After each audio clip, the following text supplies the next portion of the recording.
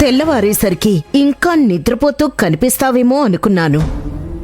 కాని నా అంచనాల్ని తారుమార్చేసి ఉదయాన్నే లేచి ఇల్లంతా చక్కబెట్టేశావు. ఎక్కడికో వెళ్ళడానికి తయారవుతున్నట్టున్నావు. నా భర్తను చూసుకోవాలంటే ఆయన లేచేసరికి ఇంటిని చక్కబెట్టుకోవాలి కదా అత్తయ్య గారు.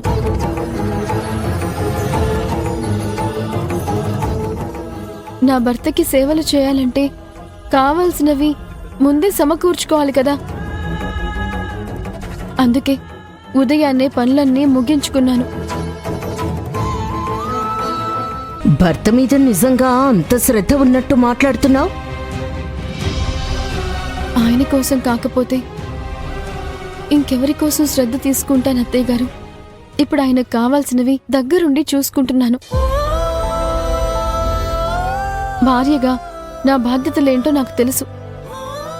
నా బాధ్యతలు ఎలా నెరవేర్చుకోవాలో నాకు బాగా తెలుసు అత్తయ్య గారు.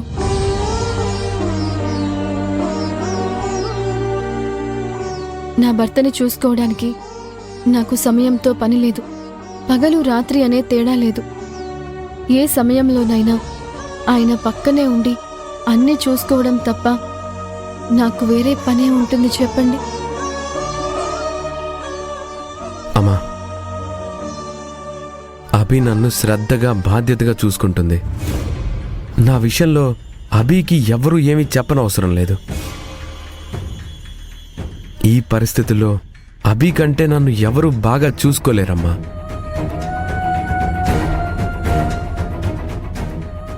నా గురించి నువ్వేం కంగారు పడకు. అభి మీద ఎలాంటి అనుమానం పెట్టుకోకు.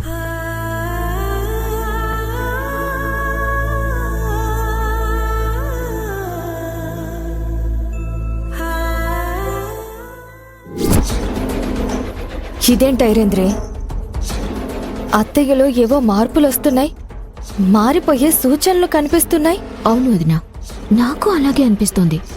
పెద్దమ్మ ముఖంలో వస్తున్న మార్పులు చూస్తుంటే కొంప తీసి అభి చేసే పనులకి అభిమానిగా మారిపోదు కదా.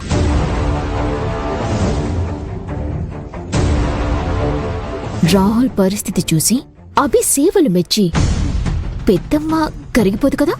ఏమో ఐరేంద్రి, నాకేదో తేడా కొడుతుంది. ఆ అభి అసలే మామూలుది కాదు. తన మాటలతో చేతలతో అత్తయ్య గారిని బుట్టలో వేసుకున్నా వేసేసుకుంటుంది. మనం ఏదో ఒకటి చేసి ఆపకపోతే పెద్దమ్మే రాహుల్ని, రాహుల్తో పాటు అభిని ఇంట్లోకి ఆహ్వానించినా చేస్తుంది.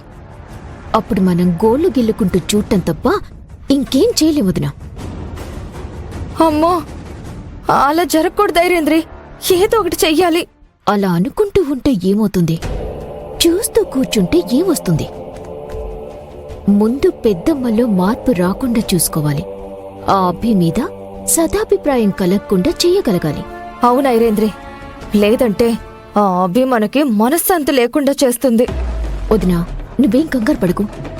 మన ముందుగా అలా ఎలా జరగనిస్తాం? ఏదో ఒకటి ప్లాన్ చేసి చెడగొడదాం.